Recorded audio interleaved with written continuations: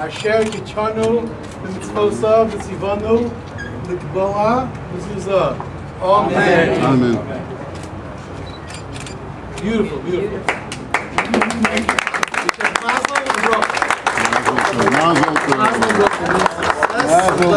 Thank you.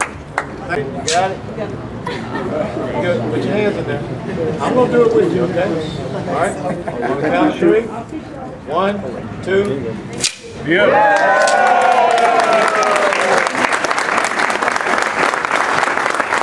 You all know that this is not my congressional office.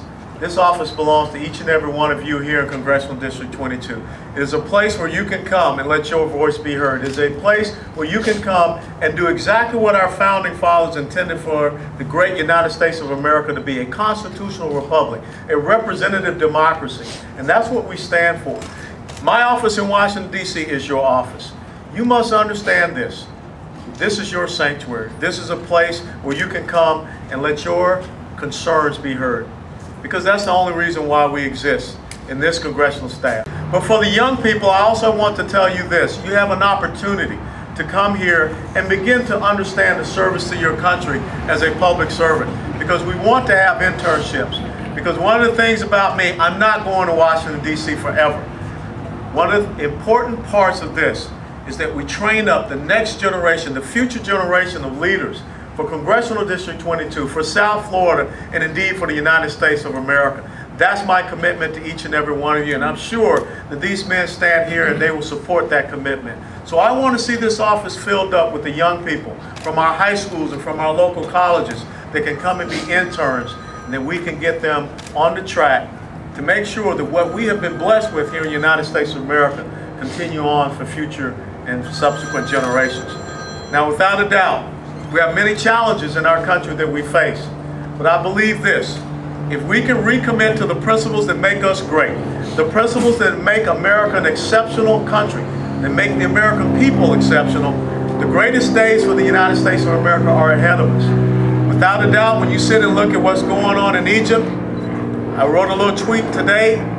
The difference between what is happening there and what happened in the United States of America 234 years ago, we had people like Washington.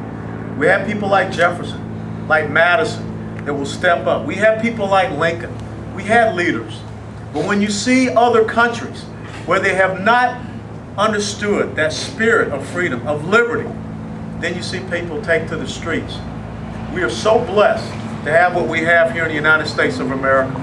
When I was at the town hall meeting in Boynton Beach, I had a young lady come up to me and talk about why I didn't have enough diversity at my town hall meeting. Well, I gotta tell you something. You look across this crowd right here, and you look just the same as that crowd that was there at Boynton Beach. You look at every single crowd when we come out. There's diversity here, but there's unity in who we are as South Floridians and as Americans.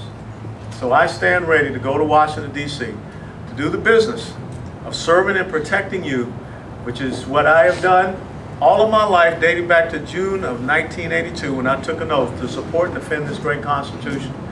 And retaking that oath on the 5th of January of 2011 was just a confirmation of what I did some almost 30 years ago.